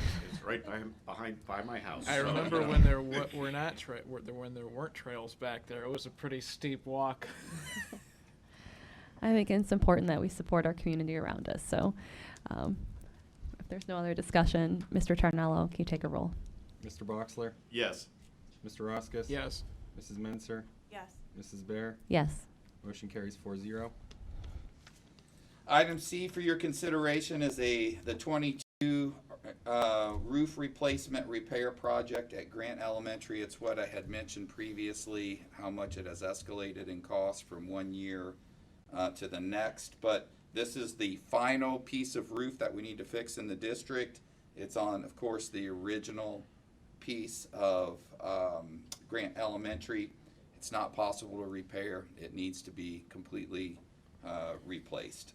So we can only hope. We, of course, went out for multiple bids. This is our lowest bidder, and they're only willing to hold that price for 30 days to give you a sense of how volatile the market is. So that is why it is on this agenda, and we want to move on getting this, getting them a PO and getting this locked in at this rate. Okay. Do I hear a motion to approve item 7C, 2022 roof replacement and repair project at Grant Elementary School? Madam President, Mr. Boxler. I make a motion to approve item 7C, 2022 roof replacement repair project at Grant Elementary School. Thank you. Do I hear a second? Madam President, I will second that motion. Thank you, Mr. Roscoe. The floor is open for discussion. Which part of the school is that over? Is it over by the media space or the media room? Mr. Johnson, are you in the room? Yes. Can you specifically explain where that is? Across from the old gymnasium, and it used to be the serving area. Okay. We put it off for many years, patching and patching and patching, and then finally we had the contractor come out and say the roof is no longer salvageable. So that's why but you understand where I'm at? The old gym? Yeah. The Yep, very familiar. Okay. There was just a lot of spaces in Grant where you could see the previous water damage and so. Yeah, and a lot of this non-renovated schools, you'll look up and you'll see water damage, but the roofs are replaced. Yes. It's just the ceiling tiles underneath it are not.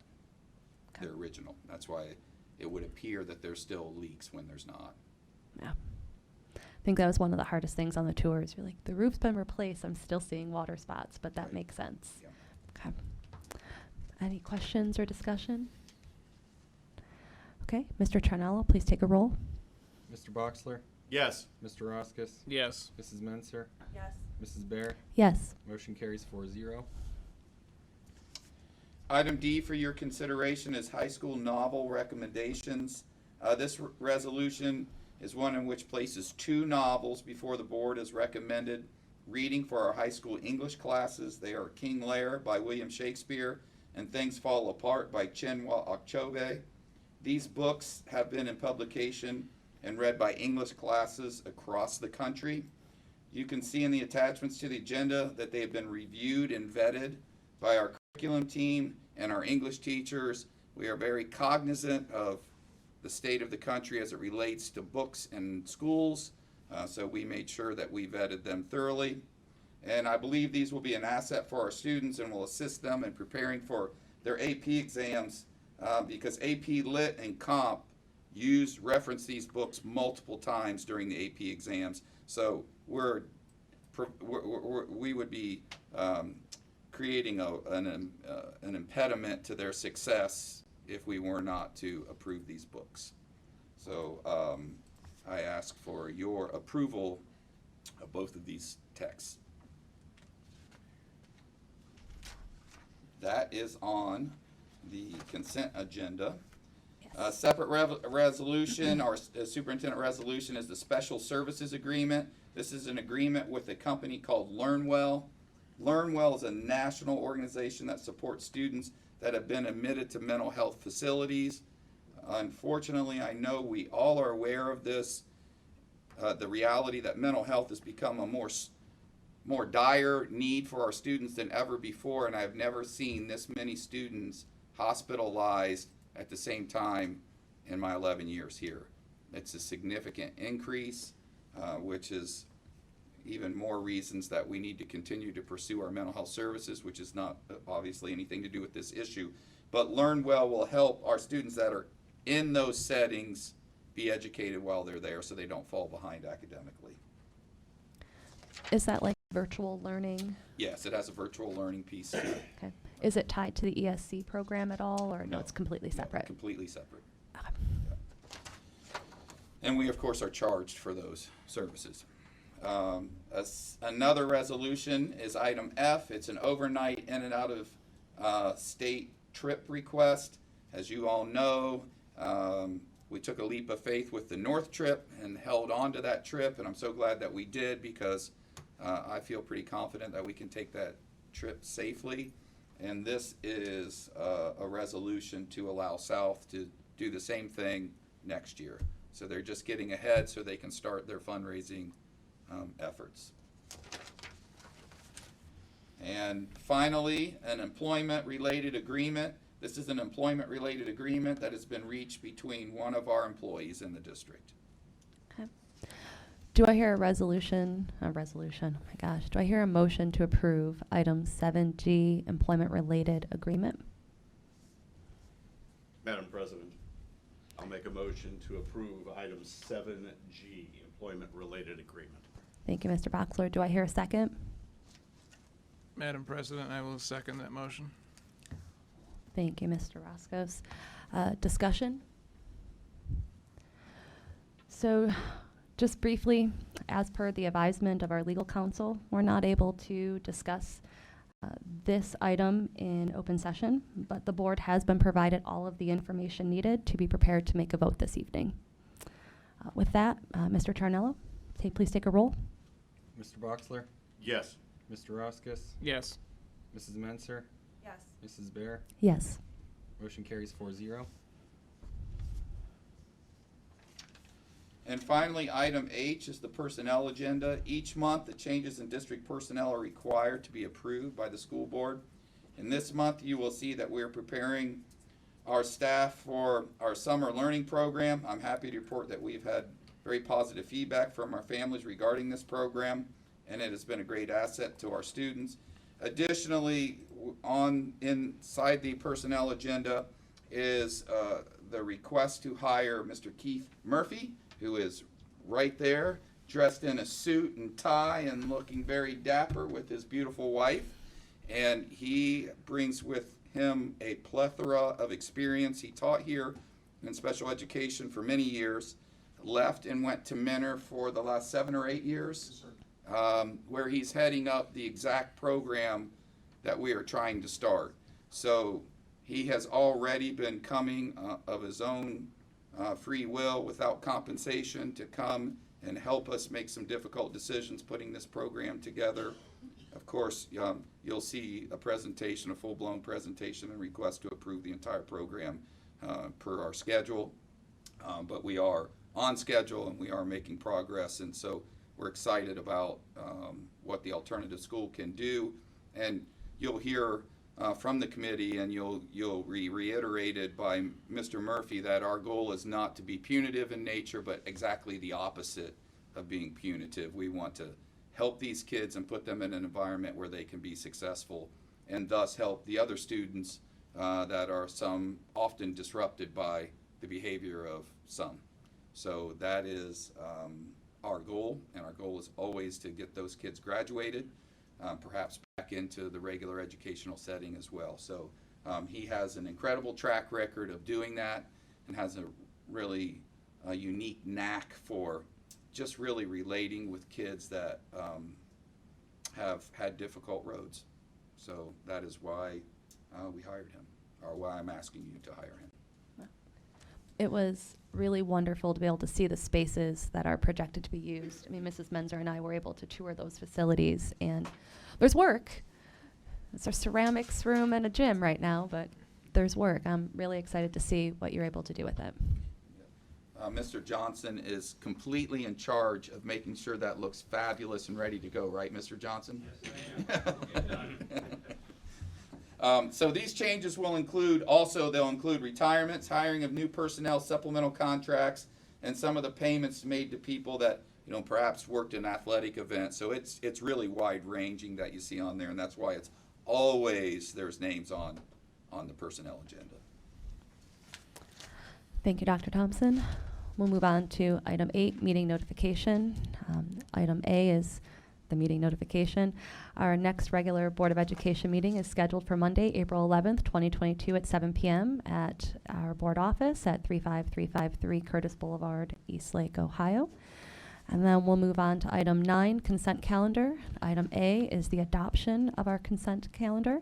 Do I hear a motion to approve item 9A, adoption of consent calendar?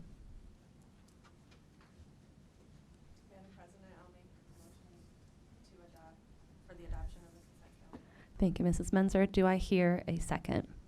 Madam President, I'll second that. Thank you, Mr. Boxler. Discussion not needed. Mr. Taranello, please take a roll. Mr. Boxler? Yes. Mr. Roskis? Yes. Mrs. Menser? Yes. Mrs. Bear? Yes. Motion carries 4-0. We'll move on to item 10A, under other business. We are now going to, after we approve our motion, adjourn to executive session. Do I hear a motion to approve item 10A, adjourning to executive session? Madam President, I will make a motion to adjourn to executive session. Thank you, Mr. Oskos. Do I hear a second? Madam President, I'll second that. Wonderful. And floor is open for discussion, but ultimately we would adjourn to executive session to consider the appointment, employment, dismissal, discipline, promotion, demotion, or compensation of a public employee or official, and there will be no action taken after this executive session.